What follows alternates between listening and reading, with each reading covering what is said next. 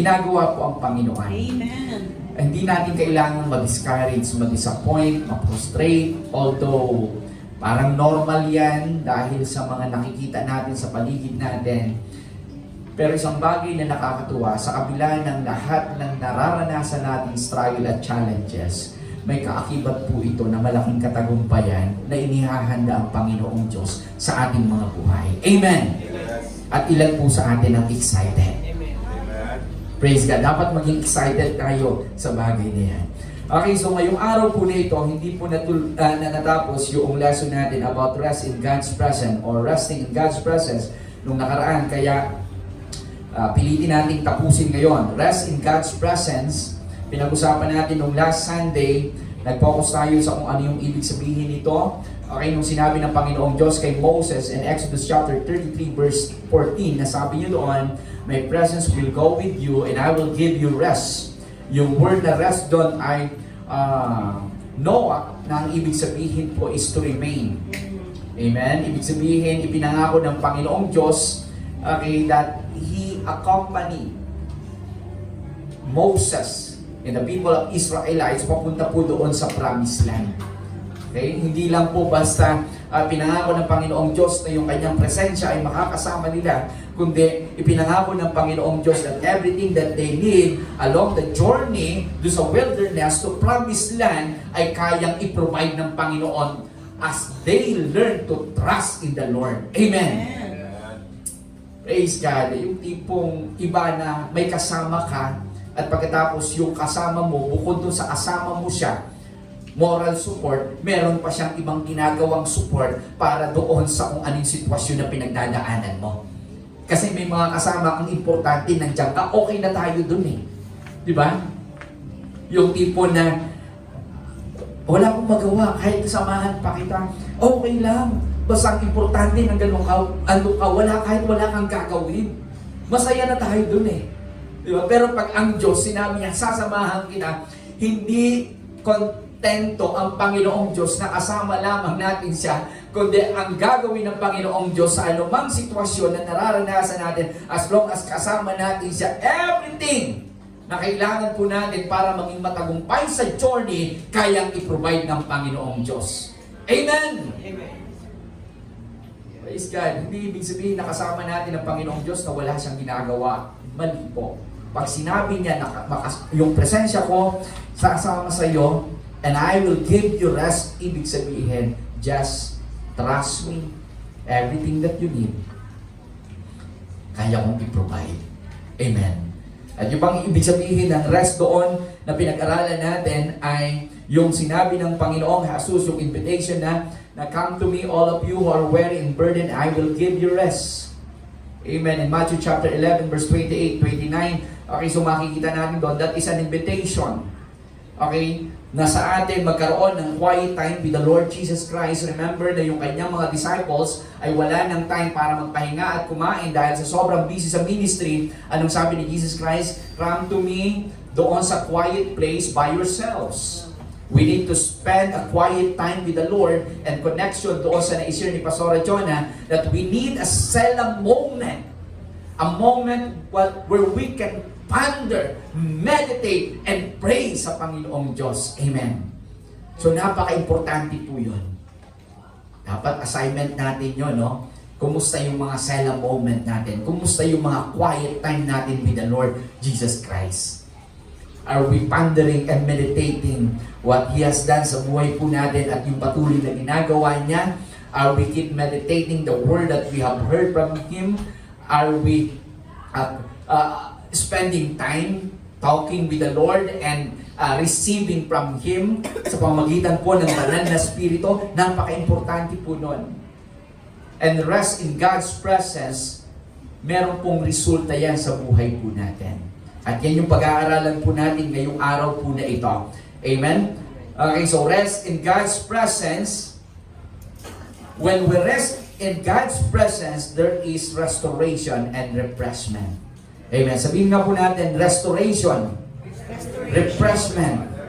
Praise God. Okay, sabi po ng Psalms, diretso na po ako, Psalms 23 verse 3, sabi niya doon, He restores my soul, He leads me in the path of righteousness for His name's sake.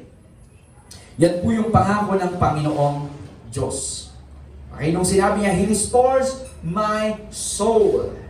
Wala pong ibang magre-restore ng soul natin kundi ang Panginoong Diyos. We cannot restore our own soul, that even our brothers and sisters, the people around us, they cannot restore yung soul po natin, yung spirit po natin. At dapat natin ma-recognize na wala pong ibang pwedeng gumawa niyan, kundi ang ating Panginoong Diyos. Amen po. Yes. Okay, ibig sabihin, gusto ng Panginoong Diyos na mag-recover yung strength natin. Gusto ng Panginoong Diyos na mag-recover, okay, yung buhay natin mula po doon sa pagkakadapa, sa pagkakaroon ng sugat. Ang gusto ng Panginoong Diyos ay gamutin po tayo. Pero yan, masusumpungan lamang natin sa kanyang presensya. Parang yung picture ng isang tupa na kung saan ay naligaw ng landas at nung nag-iisa siya, walang nag-aalaga sa kanya, walang shepherd, ang dami niyang sugat sa katawan, yung iba doon marahil nahulog, napilayan, at nung sinabi ng Panginoong Diyos, He is our shepherd, di ba? Alam ni David to because he is a shepherd. He restores my soul. Okay, He guides me in the path of His righteousness. Yung tipo na kapag ka nasumpungan tayo ng Panginoong Diyos, okay, pagbalik natin sa Panginoong Diyos, gagamutin niya po tayo. Ano man yung mga sugat, ano man yung mga bitterness sa heart po natin, kayang i-restore ng Panginoong Diyos yun at palitan niya ng joy. Amen! Yan po yung ating Panginoong Diyos. Hindi ito yung picture ng isang magulang na kapag kayong anak niya nagpasaway at hindi nakinig, okay, sige, subukan mo. Pag nadapa ka, papaluin pa kita. Okay? Di ba ganun yung mga magulang? Okay, bakit? Ayaw makinig eh. Ngayon, yung anak, sobrang kulit. Okay, ginawa yung bagay na gusto niyang gawin, pinuntahan yung, naglaro dun sa isang lugar na gusto niyang paglaruan, na sabi ng nanay, okay, bakit yung nanay lang? O yung magulang? Okay?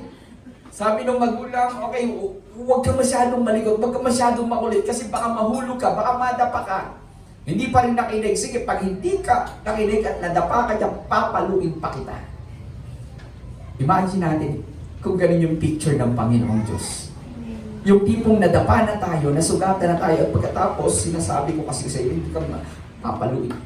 Instead of punishing us, He is gently repairing yung buhay po natin.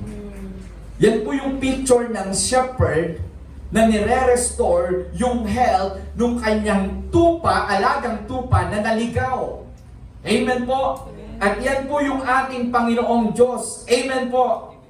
Kaya He restores my soul. He guides me in the path of His righteous name's sake. Ibig sabihin, nais po ng Panginoong Diyos na itama yung buhay po natin. Na kung mali yung nilalakaran natin, kung sinabi niya doon na He guides me in the path of His righteousness. Bakit? Kasi yung path na tinatahak po natin away from God ay yung lugar na kung saan ay lalong nagpapahirap sa buhay natin at nagiging dahilan para tayo ay patuloy na masaktan, masugatan. Okay? Kaya hindi lang tayo basta i-restore, kundi ituturo niya sa atin yung tamang daan para mamuhay. Okay? Nang may kapayapaan.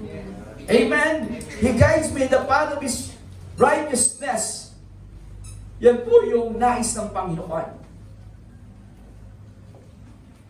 Inililid niya tayo patungo dun sa isang buhay na alam niya na kailangan po natin. May mga pagkakataon sa buhay po ni David, hindi siya naging man after God's own heart dahil perfect siya at walang kasalanan. Okay, si David, isa sa mga pinag-aralan namin doon sa ITC, okay, yung buhay niya. At itong si David, alam natin kung papaano siya nahulog mula sa kasalanan. Okay? when he committed sin against God, hindi lamang kay Bathsheba, kundi higit sa lahat sa Panginoong Diyos. Na yung pagiging adulterer niya, nag-lead pa sa pagiging murderer niya. Hindi lang siya adulterer, kundi murderer. Okay? Dahil siya rin ang naging dahilan para mamatay si Uriah na kung saan ay asawa ni Bathsheba to cover yung nagawa niyang kasalanan. Okay? So yun si David. So hindi basta-basta yung nagawa niyang kasalanan, matindi talaga yun. At yung effect nito sa buhay niya ay hindi rin ganun kadali. Matindi yung consequence nito, most especially sa kanyang sarili. That is why when he was rebuked by Prophet Nathan, okay, si David hindi nagmagtigas kasi alam niya meron siyang idea na kung magmamatigas pa ako at tuluyang lalayo sa presensya ng Panginoong Diyos, posible na mangyari kung ano yung nangyari kay King Saul. That when King Saul was rebuked by Prophet Samuel, instead na mag-repent, magpakumbaba, at gawin kung ano yung pinapagawa ng Panginoong Diyos, nagmalaki. And he's trying to find solution nung kanyang panalangin sa sarili niyang paraan. Andun yung pride. Kaya kay David yon, nung nirebuke niya na siya, alam niya na eh. So, merong kaakibat na matinding consequence kung hindi siya babalik sa Panginoon. Kaya nga doon sa Psalms 51 verse 10 to 12. Okay, sabi niya dito, Psalms 51 verse 10, sabi, create in me a clean heart, O God. This is the time nung nirebuke siya, and renew a right spirit within me. Cast me not away from thy presence, and take not the Holy Spirit from me. Restore unto me the joy of my salvation, and uphold me with a willing spirit. Yan po ang sabi ni King David. So ang nais niya, Lord, wag mong hayaan na malayo ako sa iyong presensya. Restore to me the joy of my salvation. Kaya nga nung nagkamali si David, alam niya na hindi naman talaga malayo ang presence ng Panginoong Diyos sa kanya eh. Pero alam niya na nasaktan niya ang Panginoong Diyos, and all he has to do is humble himself before God and repent and acknowledge na yung nagawa niyang pagkakamali at yung pride niya, yun yung marahil na naglalayo sa kanya sa presensya ng Panginoong Diyos. May mga pagkakataon na iniisip natin na parang ang layo ng presensya, hindi ko maramdaman ang presensya ng Panginoon. Hindi po.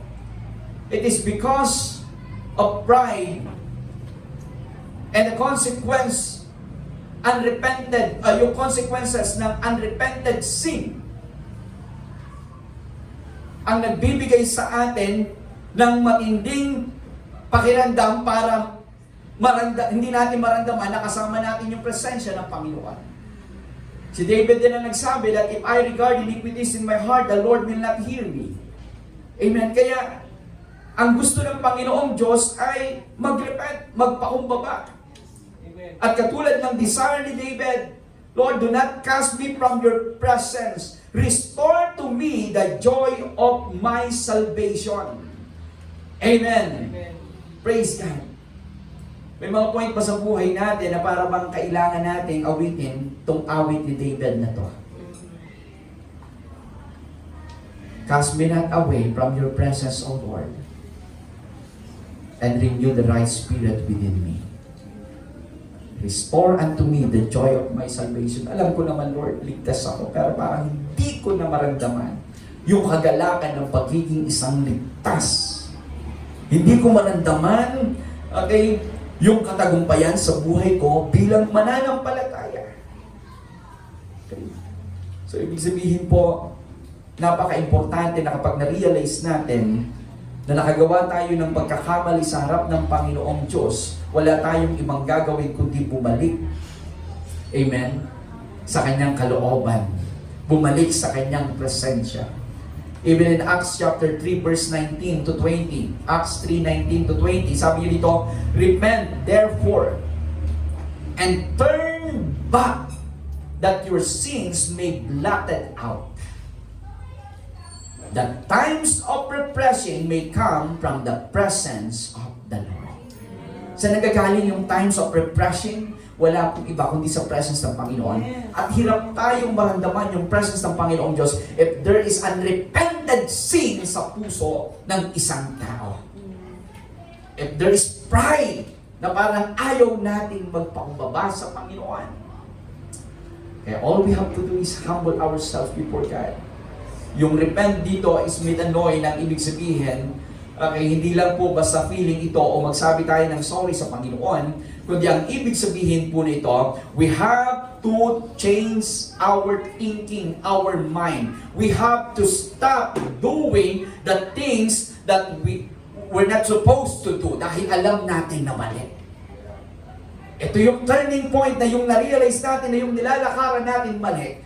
To repent, hindi na natin ipagpapatuloy, kundi turning point na po tayo. And that is repent. Okay? Yung word po dito na blotted out or wipe out. Noong ancient time, ginagamit nila parchment paper and papyrus, yung pinagsusulatan. Okay? Yung picture, pag parchment kasi, I think, skin of animal to. Tama ba? Skin of animal na kapag yung ink, kailangan nilang i-erase. Ang ginagamitan nila to ng damp cloth, yun yung pinapangtanggal po nila. So, ibig sabihin to wipe out as in na walang marka. Okay, ng anumang karumihan, okay, dungis ng kasalanan sa puso ng tao. Amen. Yan po yung nangyayari. Kaya nga yung 1 John 1:9, if you confess your sin, He is faithful and just and to forgive us and cleanse us from all unrighteousness. Okay, the context of this passage is for sanctification. Okay, ibig sabihin po tayo, kahit na tayo po ay ligtas at may mga pagkakataon na tayo ay nagkamali sa harap ng Panginoon, ang hinihintay ng Panginoong Diyos sa atin ay i-acknowledge yung pagkakamali natin. And He will cleanse us, wash us from all unrighteousness, that we may continually live according to His will and precept. Amen. And that is sanctification. Okay, yun po yung sabi dito. Sa madaling sabi, there is a spiritual reset na pwedeng mangyari kapag lumapit tayo sa Panginoon at nag-repent po tayo. Yung isang gadget, kapag ni-reset mo ito dahil sobrang dami ng laman at sa sobrang dami ng laman na hindi naman natin kailangan at nagagamit, anong nangyayari? Nagahang. Anong nangyayari? Naglalag. Katulad ng cellphone ko. Bumabagal. Hindi mas nagiging effective yung function niya. Di ba? So, kailangang i-reset. At yun yung tanging paraan. At pag ni-reset yan, pwedeng mawala yung mga files, yung mga application na i-download natin dyan. Amen? At parang bago uli na pinili natin. Minsan parang ayaw nating mag-reset. Ang daming masasayang. Pero kapatid, huwag nating panghinayanan yung mga bagay sa buhay natin na alam naman natin na hindi natin kailangan. Amen? Huwag nating panghinayangan na tanggalin yung mga bagay sa buhay natin na nagiging hadlang para hindi natin ma-enjoy yung presensya ng Panginoong Diyos. I-reinstall natin yung mga bagay na alam natin na dapat nandyan sa puso ng isang tao. Di ba? Pagkatapos natin i-reset yung gadget natin, re-reinstall natin, Bible, kailangan yan, pwede mo wala yan. Amen? Devotional notes, minsan pero naman sa Facebook yan eh. Yung Facebook na lang para ano. Okay? So, anong nilalagay natin? Di ba? So, ano ba yung mga bagay na kapag nireset na yung buhay natin, ano ba yung mga bagay na nire-reinstall natin at ini-install natin doon at hindi na natin nire-reinstall? Evaluate po natin yan. Okay? That is repentance. Amen? At ang sabi ng Panginoong Diyos, that the times of refreshing may come in the presence of God. Amen. At alam ko kapag nasa atin ang presence ng Panginoon and we enjoy the presence of God, okay, mas magiging efficient yung buhay natin. Mas magiging, mas makakapag-function po tayo ng tama at mas magiging kapakinabangan saan man tayo naroon. Kaya nga resting in God's presence brings restoration and refreshment. Amen. Praise God. Bilisan na natin para hindi ako masyadong tumagal dito. Baka may tuloy na naman natin next yun. Okay, but sige, bago tayo pumunta sa next point, our hearts are restless till they find their rest in thee. Yan ang sabi ni Saint Augustine of Hippo. Our hearts are restless till they find the rest in thee. Okay? In Zephaniah chapter 3 verse 17. Zephaniah 3:17. The Lord your God is always with you. He celebrates and sings because of you, and He will refresh your life with His love. Yan po yung pangako. Real restoration and refreshment can never be found apart from God's presence. Amen. Amen.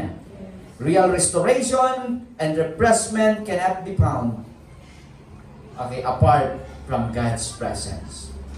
Jeremiah 31 verse 25, sabi niya dito, I will refresh the weary and satisfy the faint. Amen.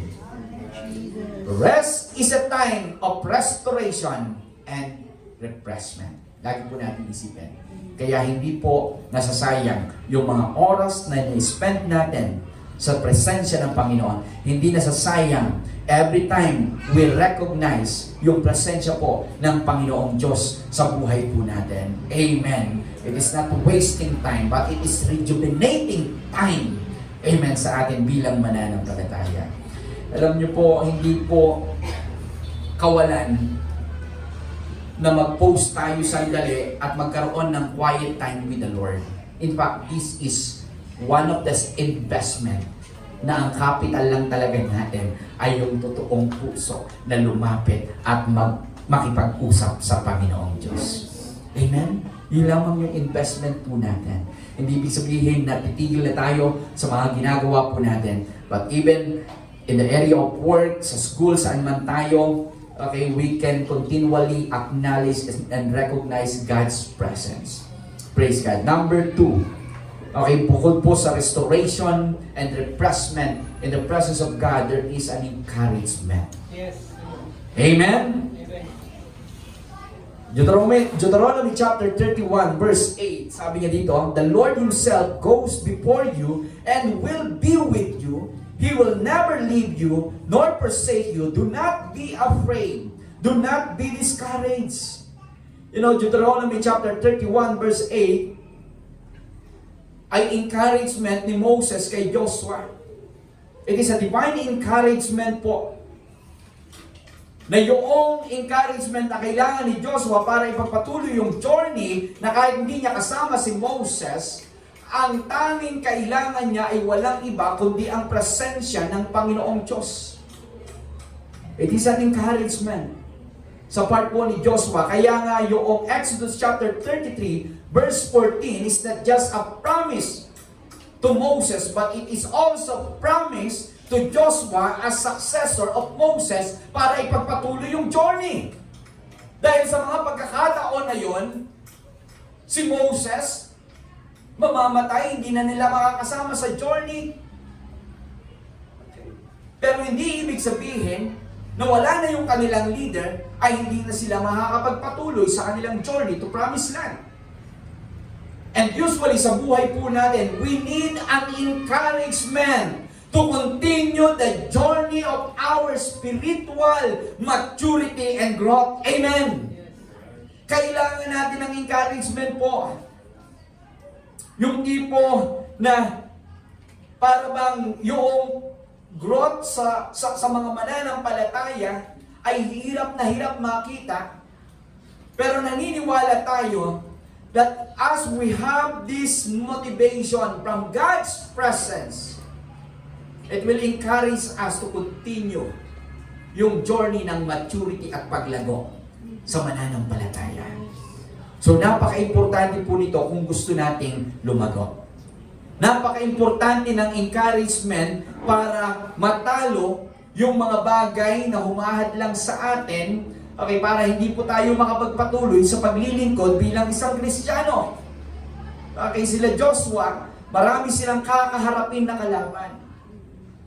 But he was motivated because yung pangako ng Panginoong Diyos, okay, doon na do not be afraid, do not be discouraged because the Lord Himself goes before you and will be with you. Amen po. Napaka-importante po na makahanap po tayo ng encouragement. Maraming tao ang hindi nakakapagpatuloy. Halimbawa, meron tayong gustong i-pursue sa buhay. Either yung profession mo, yung pag-aaral mo, yung ministry natin, okay? Either yung relationship ng isang tao. Bakit? Dahil sa dami ng circumstances, sa dami ng mga pagsubok na pinagdaanan, para bang ang feeling natin, hindi na natin kayang ipagpatuloy pa yung pag-aaral. Hindi na natin kayang ipagpatuloy pa yung relationship. But we really need encouragement. It's good that someone encourage us from time to time. Pero yung the greatest encourager po sa buhay natin bilang mananampalataya ay walang iba kundi ang banal na Espiritu at ang presensya ng Panginoong Diyos. Amen. Amen? Alam natin yan, nung si David, ninakaw ng mga Amalekites ang kanilang mga ari-arian, ang kanilang mga asawa. Okay. Yung mga soldiers si David, nagpaplano na patayin siya sa pamagitan ng bato. Hindi ko alam kung sa 1 Samuel chapter 31, kung hindi ako nagkakamali.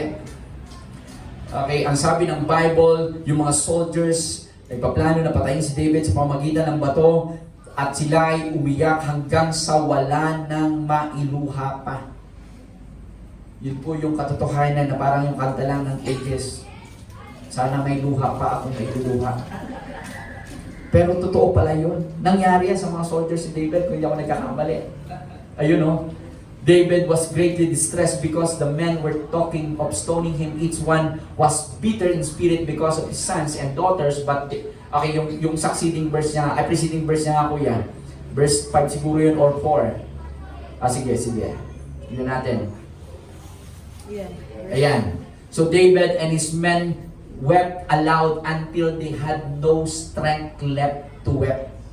Wala na silang lakas. Pag tinagalog mo yan, umiyak sila na wala nang nailuluha pa. Hindi ko alam, yun nakalagay sa Tagalog. Binasa ko sa Tagalog yan eh. Totoo pala yun. Okay, umiiyak na wala nang mailuha. Di ba? At para bang hopeless na yung kanilang sitwasyon. But you know, in verse 6, okay, 5, ayan, 5. 6. Ayan, 6, sabi niya dito, but David found strength in his God. Okay, ibig sabihin, nag-consult siya sa Panginoon, tinawag niya, okay, yung priest na nakalagay doon, yung Urim and Thummim, ayan. Then David said to Abiathar, the priest, the son of Ahimelech, bring me the ephod. Abiathar brought it to him. Okay? And David inquired of the Lord, shall I pursue? Okay, pagpapatuloy pa ba namin yung journey? May maaabutan pa ba kami? Mababawi pa ba namin yung mga ninakaw ng kaaway sa amin? Okay, pero ang sabi niya, shall I pursue this raiding party? Will I overtake them? Okay, pursue them. He answered, you will certainly, ang sabi doon, you will certainly overtake them and succeed and rescue. At doon sa story nito, pagkatapos nilang naabutan at pagkatapos nabawi yung mga ninakaw sa kanila, ang sabi po ng Bible, okay, David recover all. At hindi lang ang na-recover nila yung mga ninakaw sa kanila, kundi kahit yung mga wala sa kanila na ninakaw ng mga kaaway, doon sa mga ibang nasyon na napunta rin sa kanila. Ibig sabihin, in the presence of God, there is an encouragement to continue and pursue, okay, kung ano man yung bagay na ipinapapurso sa atin ng Panginoong Diyos sa buhay po nito. And that is encouragement. At pasusumpungan po natin yan sa presensya po ng Panginoong Diyos. Amen! Sa mga pagkakataon na tayo ay natatakot, sa mga pagkakataon na piling natin mag-isa po tayo, andyan ang presensya ng Panginoong Diyos na ini-encourage po tayo. Yung definition po ng encouragement, sabi niya sa Oxford language, sabi niya dito, the action of giving someone support, confidence, or hope. At naniniwala ko, kailangan po natin yan. Ano pa? Persuasion to do or continue something. That is an encouragement. The act of trying to stimulate the development of an activity, state, or belief. Yun po ang ibig sabihin ng encouragement. Pag discourage tayo, ayaw na nating magpatuloy. Pero pag encourage tayo, gusto nating magpatuloy. Nabubuhayan po tayo ng loob. Na anuman yung sitwasyon o hopeless na situation na nakikita natin, okay, alam natin na merong pag-asa para magpatuloy. Merong dahilan para magpatuloy. Amen po. Amen. Praise God. Kaya nga, Joshua chapter 1 verse 9, have I not commanded you, be strong and courageous. Do not be afraid. Do not be discouraged. For the Lord your God will be with you wherever you go. Merong tamang pinaguhugutan si Joshua ng lakas ng loob. Yan ay walang iba kundi sa presensya po ng ating Panginoong Diyos. Amen. Amen. In Isaiah chapter 41 verse 10, malino po ang sabi ng salita ng Panginoon, Isaiah 41:10, so do not fear, for I am with you. Do not be dismayed, for I am your God. I will strengthen you and I will help you and I will uphold you with my victorious right hand. Amen. The word uphold, nabanggit natin yan ng mga nakaraan, kapit-kapit tayo ng Panginoong Diyos. Hindi tayo yung nakakapit kay Lord. Si Lord yung nakakapit sa atin. All we have to do is remain and rest in His presence. That as long as we are in the hands of God, amen, merong assurance po ng victory sa buhay natin. Amen. Praise God. Number 3, bibilisan ko na, and connection din dito sa encouragement. And His presence, there's strength. Amen? Para magka-connect lang ito. Encouragement, halos parehas nga lang eh. Yung ibang mga passage na ginamit natin, nabanggit din yung word na strength doon. Pero tignan po natin yung pagkakaiba nito. Okay, strength. In Isaiah chapter 40, verse 31, sabi niya dito, but those who hope in the Lord. In other translation, sabi niya doon, that those who trust in the Lord. In other translation, sinabi niya pa doon, that those who rest in the Lord. Amen. That those who wait in the Lord shall renew their strength. They shall mount up with wings as eagles. They shall run and not be weary. They shall walk and not be faint. Praise God. The word hope here and wait or trust, ibig sabihin po nito is to bind together. Kau ba? Magkaiba siya doon sa rest. Doon sa Exodus chapter 33 verse 14. Pero yung thematic principle po nila ay similar. Nang ibig sabihin is to those who remain, those who trust, those who entwine themselves in the presence of God, bind together, yung picture ng isang lubid. Yun ang ibig sabihin ng bind together. Diba? Hindi lang isang cord, kundi nakapulipot. Yun po ang ibig sabihin ng to bind together, yung hope or trust. Ibig sabihin, huwag nating hayaan na kumawala tayo doon sa presensya ng Panginoong Diyos. Yes, amen. For the Lord will renew our strength. Amen. Praise God.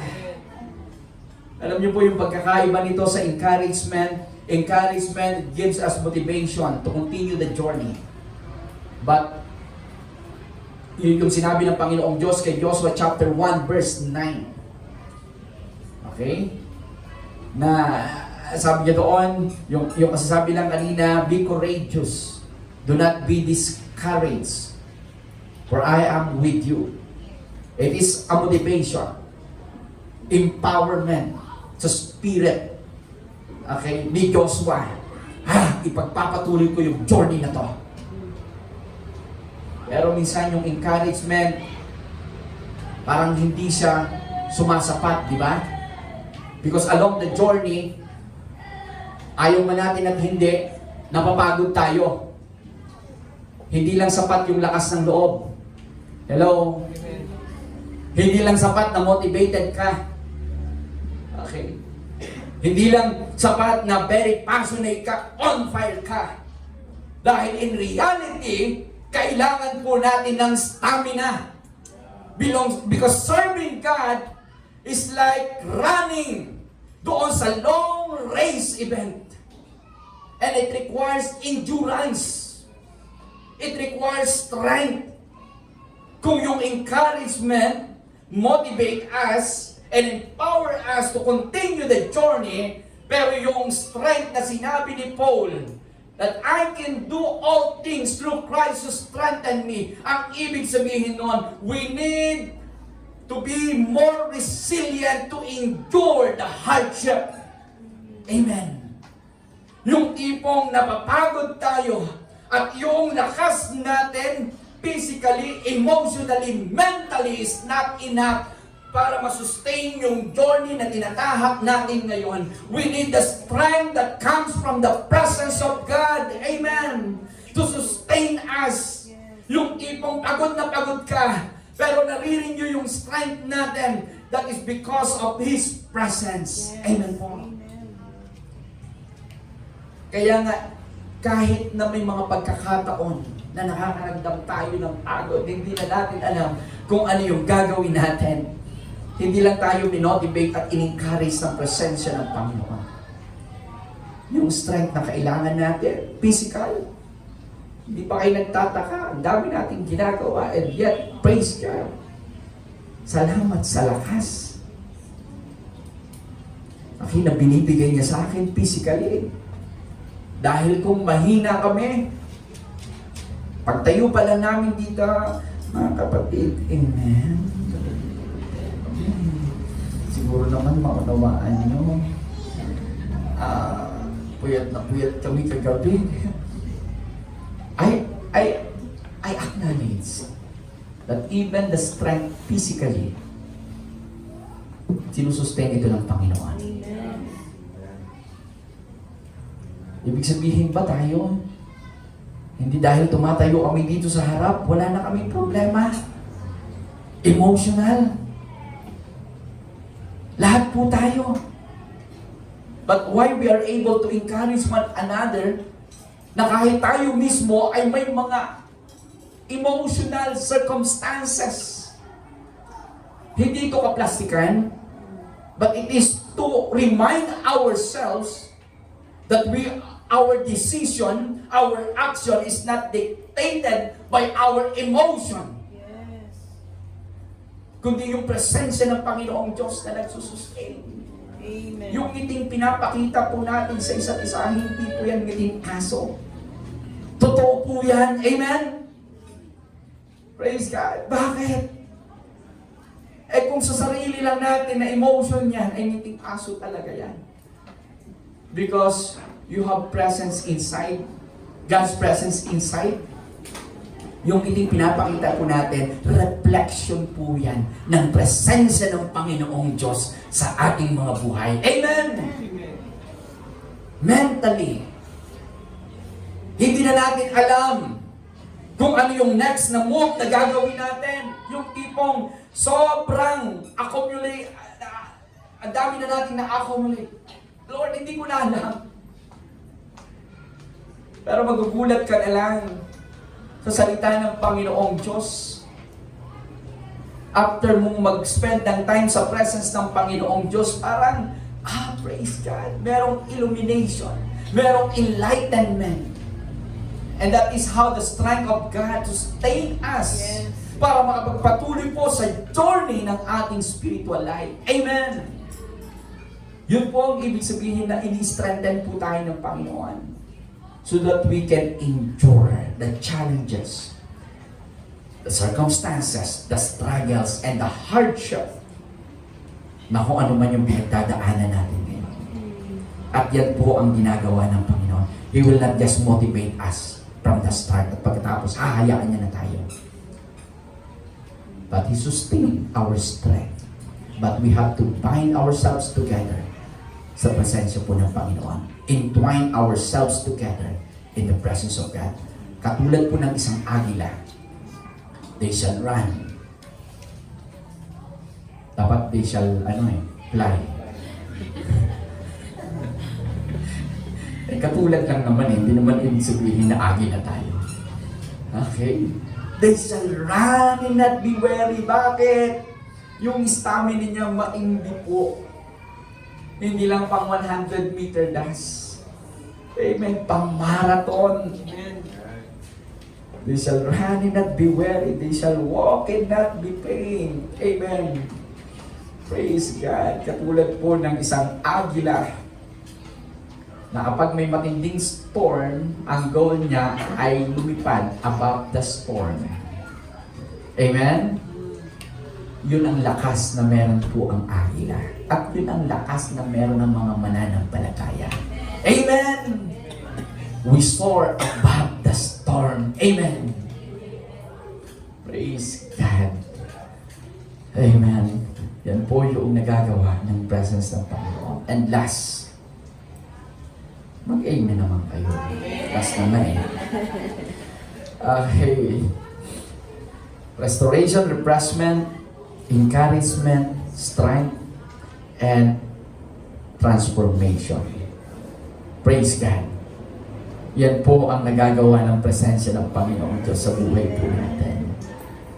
When we encounter the presence of God and we find rest in His presence, there is transformation na nangyayari po sa buhay natin. In Exodus chapter 34 verse 29, now it was so when Moses came down from Mount Sinai that Moses did not know that the skin of his face shone while he talked with him. See?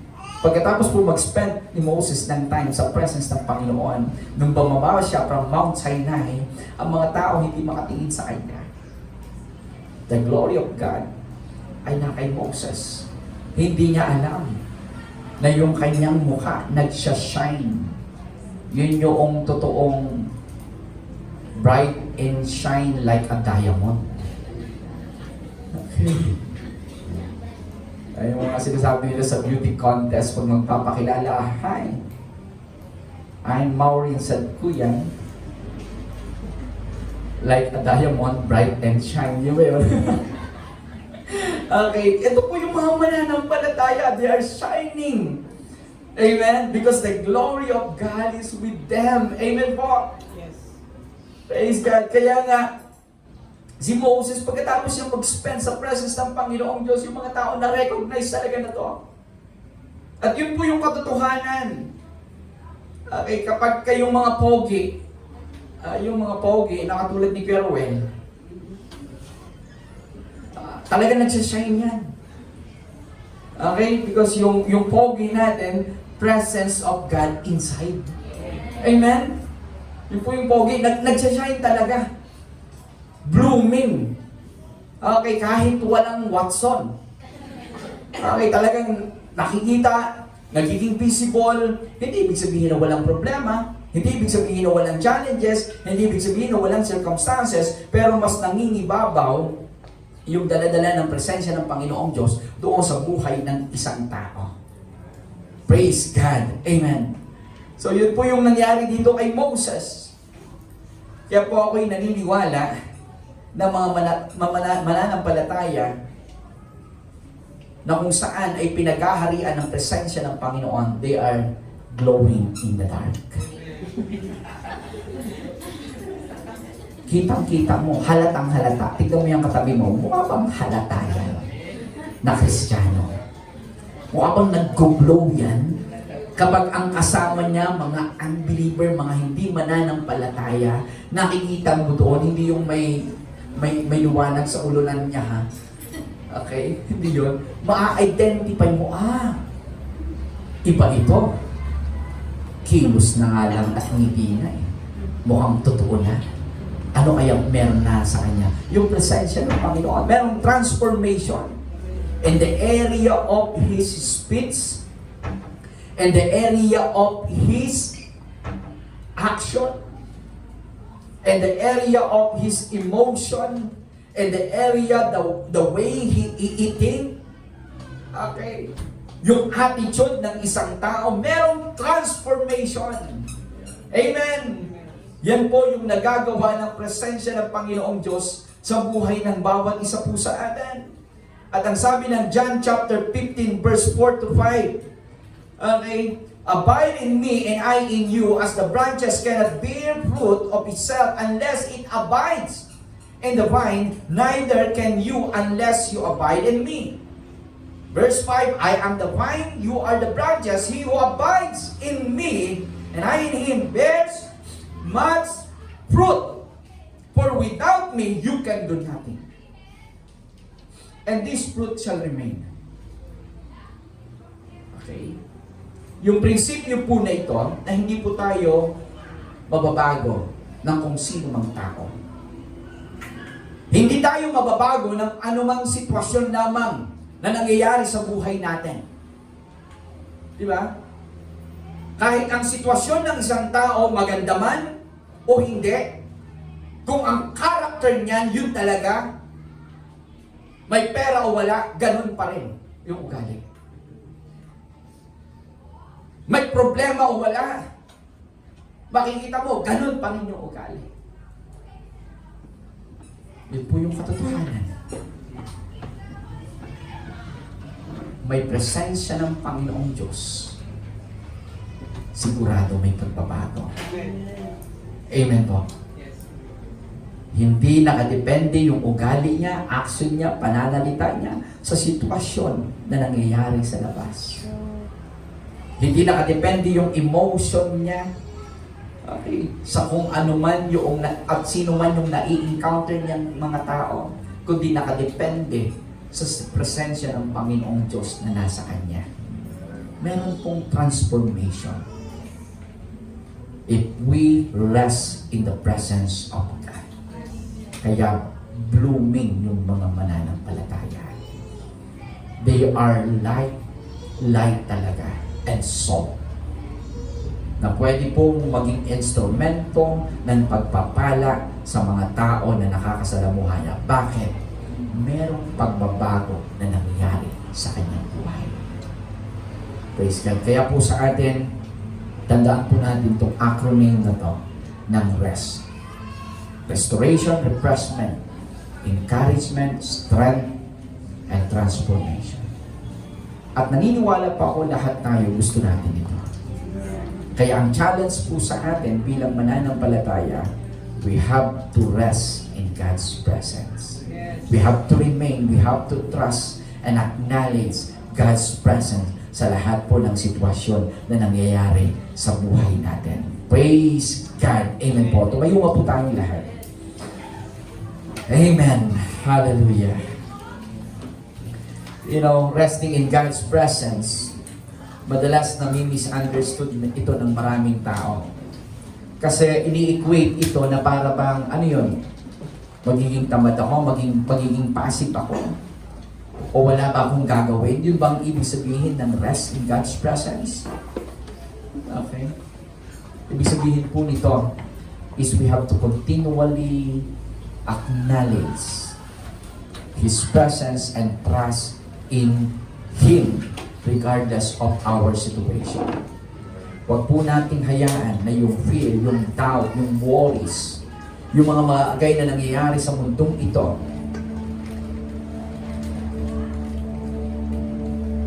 doon nakadepende yung buhay po natin. Dahil kapag nangyari yung sabi ko nga nung nakaraan, hindi po natin masusumpungan yung totoong kapahingahan. Hindi po natin masusumpungan yung totoong kapahingahan. Kapag ka nakadepende lang tayo sa mga bagay na nasa mundo ito. And I hope and pray dito sa message po natin na rest in God's presence ay magkaroon po tayo ng mas malalim na hangarin na i-prioritize yung mag-rest sa presence ng Lord.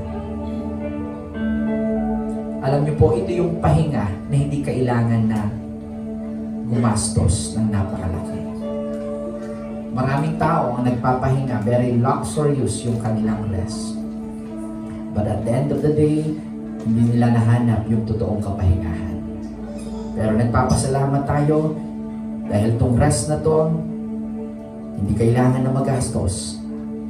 Ang kailangan lamang natin ay yung puso na handang magpakumbaba sa Panginoon. I-acknowledge na siya ay laging nariyan sa journey ng buhay natin. And spending a quiet time with His presence. And we have to do it intentionally. We have to do it intentionally.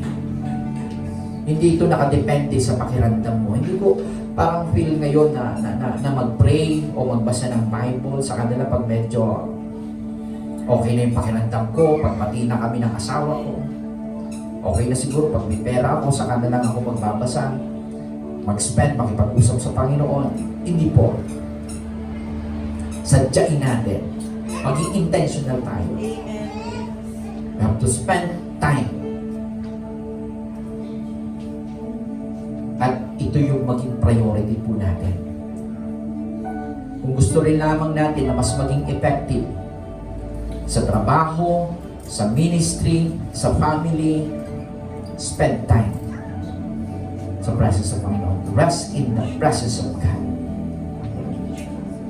Dahil sa presensya niya, merong restoration and refreshment. And that is what we need. In His presence, there is an encouragement. Sa mga pagkakataon na tayo ay gusto ng kuminto, ini-strengthen at ini-empower po tayo ng presensya ng Panginoon. At sinusustain niya yung strength na kailangan po natin para hindi po natin i-give up yung pinaglalaban natin tama. At kung gusto natin na makaranas ng pagbabago, hindi lang sa sitwasyon natin, kundi higit sa lahat sa buhay po natin, let us learn to rest in His presence. Hallelujah. Come on, let's worship the Lord. Thank you, Jesus. Thank you, Jesus. Oh, hallelujah, hallelujah. Thank you, Lord. Thank you, Jesus. Come on, awit nga po tayo ng worship song at praying. Hallelujah. Thank you, Jesus. Thank you, Lord. Oh, hallelujah. You're great, you're great.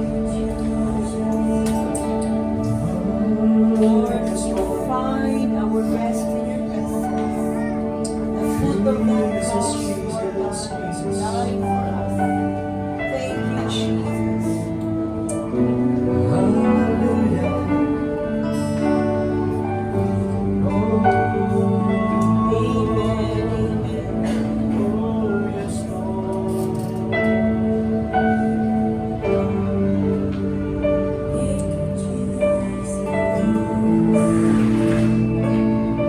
You are the peace that guards my heart in time of Come on, just worship the Lord and meditate the word that we have heard. that leads me on and brings Thank you, Jesus. to my knees.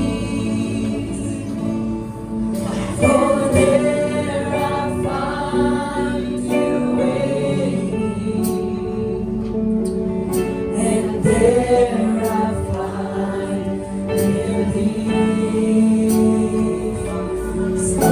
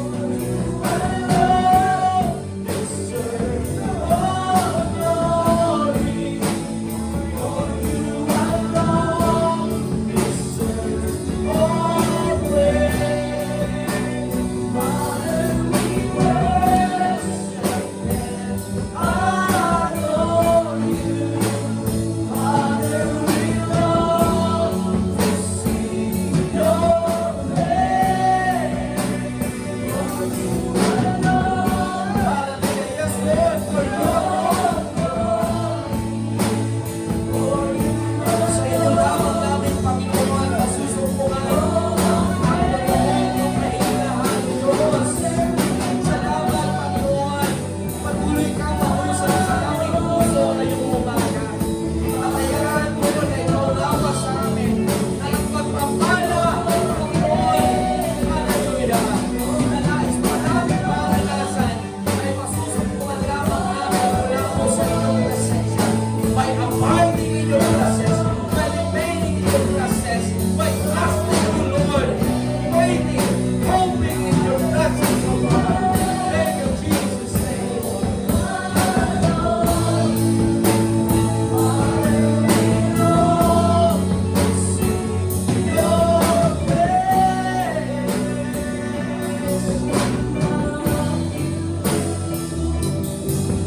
We worship you this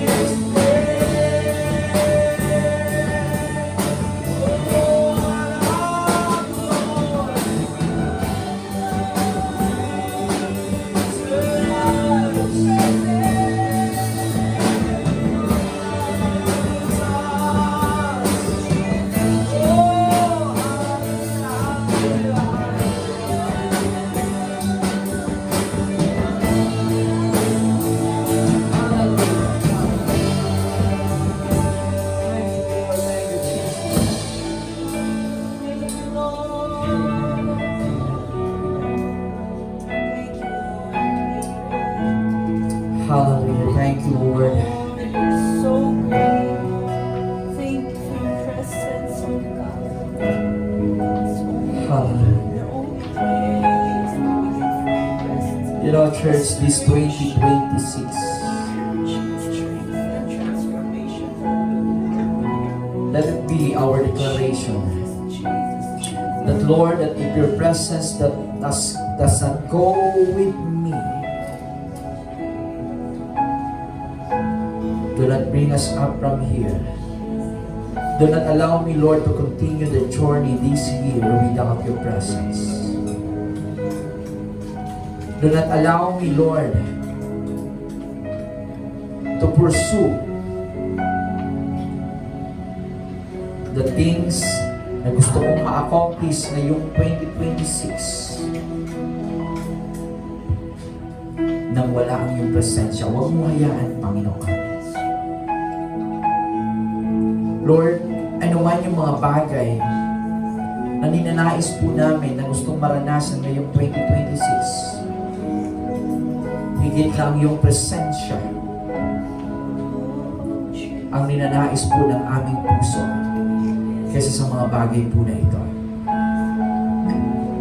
At huwag mong hayaan, Panginoon, na sa journey po namin ngayong 2026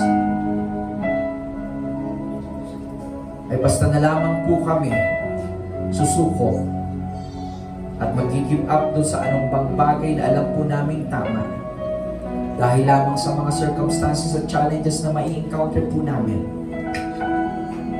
But remind us, Father, that in your presence there is restoration and encouragement. Merong encouragement. Lord, kung kami man ay nakagawa ng pagkakamali sa inyong harapan, help us, Father, to humble ourselves before you. Thank you, Jesus. And pray that cast me not away, Lord, from your presence, but renew the right spirit within me. Within me. Restore to me the joy of my salvation and renew the right spirit within me. In your presence, Lord, there is humility. Wala pong pride sa inyong presence. Because spending time and resting in your presence is surrendering everything to you, God. Yes, amen. Trusting you, Father, na wala po sa aming kamay ang kontrol ng lahat ng bagay na pwedeng mangyari sa aming buhay. Kaya, Panginoon, sa inyong presensya, nire-require po nito yung surrendered heart, a contrite heart before you. So, thank you. At the more na mas ipinagkakatiwala po namin sa inyong lahat, the more na mas nagkakaroon kami ng totoong kapayapaan at kagalakan. Dahil sa inyo, walang palpak. Dahil sa inyo, Panginoon, walang kabiguan. Sa inyo, Panginoong Diyos, walang pagkatalo. Bilang pagsuko po sa inyo, hindi po isang kawalan sa amin o kahinaan, kundi ang pagsuko ng aming buhay sa inyong presensya ay patunay lamang ng katagumpayan na gusto po namin maranasan sa buhay po na ito. There is restoration, encouragement, strength, and transformation. And this is the things that we want to continually experience in this journey